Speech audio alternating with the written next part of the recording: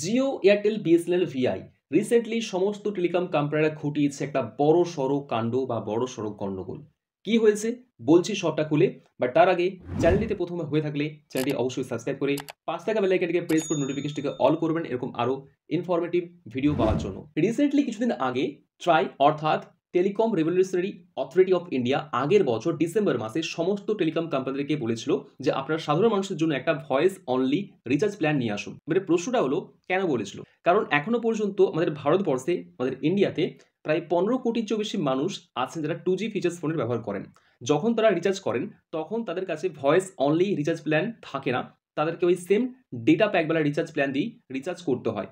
এতে করে কোম্পানি তো লাভ হয়, কিন্তু এই 15 কোটি মানুষ যারা ডেটা প্যাকের ইউজ করে না তাদের তো এক প্রকার লসই হচ্ছে।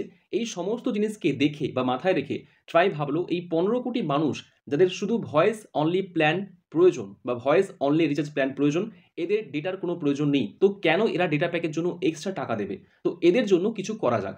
এরপর ট্রাই কি করলো, সমস্ত টেলিকম কোম্পানিদেরকে বললো আপনারা সাধারণ মানুষের জন্য বা এই 15 কোটি মানুষের জন্য এরকম একটা রিচার্জ প্ল্যান নিয়ে আসুন যেখানে কোনো ডেটা প্যাক থাকবে না, শুধুমাত্র ভয়েস অনলি রিচার্জ প্ল্যান থাকবে। প্রথমত সমস্ত টেলিকম কোম্পানিরা এটা তো সমর্থন করেননি, ইভেন এগ্রিও করেননি, এবং ট্রাইকে বলেন যদি আপনি এমন বলেন তাহলে যারা 2G ইউজার্স তারা আর কখনোই 2G ফোন থেকে 4G ফোনে সুইচ করবে না বা 2G ফোন থেকে 4G ফোনে আসবে না। কিন্তু ট্রাই বললো যেটা আমি বলবো সেটাই তোমাদেরকে করতে হবে। আর এই কথাটাকে মাথায় রেখেই সমস্ত টেলিকম কোম্পানি আগের মাসে 2025-এর জানুয়ারিতে তাদের ভয়েস অনলি প্ল্যানটা অ্যানাউন্সমেন্ট করে দিল। তো সবার প্রথমে আমি বলবো যার কথা তার নাম হচ্ছে এয়ারটেল। সবার প্রথমে এয়ারটেলের কথা বলি।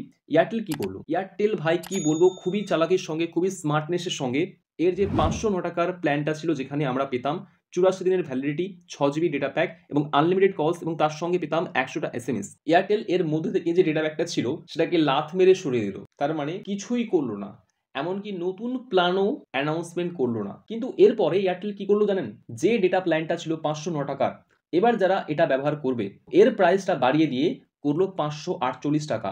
শুধুমাত্র 1 GB বাড়িয়ে দেওয়া হলো, তার সাথে 100 জায়গায় 900টা SMS দিয়ে দেওয়া হলো। অর্থাৎ আপনি আগে পেতেন 6 GB, এখন পাবেন 7 GB, তার সঙ্গে 100টা SMS ছিল, সেখানে করে দিল 900টা SMS। তারপর এখানে সাধারণ মানুষরা অনেক কমপ্লেন করলো এসব কি চলছে, কি হচ্ছে। তো তখন এয়ারটেল কি করলো, যে 509 টাকার রিচার্জ প্ল্যানটা ছিল যেখানে ভয়েস অনলি প্ল্যান ছিল, ডেটা ছেড়ে দিয়েছিল, যেটা এয়ারটেল 499 টাকা করেছিল, এবার এয়ারটেল এটা করে দিল 469 টাকা। শুধুমাত্র এখানে চেঞ্জ করেনি, ইয়ারলি যে প্ল্যান সেটাকেও চেঞ্জ করে দিল।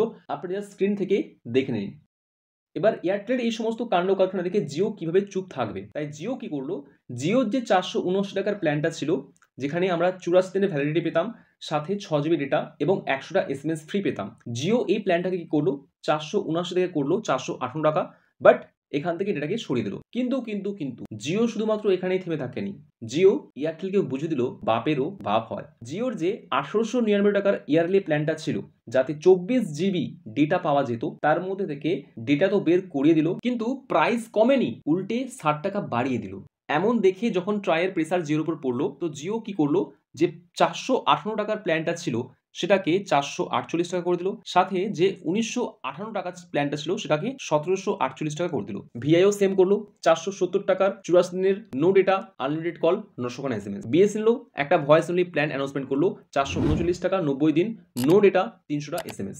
এই প্রপার ইনফরমেশন আপনার কেমন লাগলো কমেন্ট বক্সে কমেন্ট করে অবশ্যই জানাবেন। ভিডিওটি ভালো লাগলে লাইক করবেন, চ্যানেলটিকে সাবস্ক্রাইব করবেন।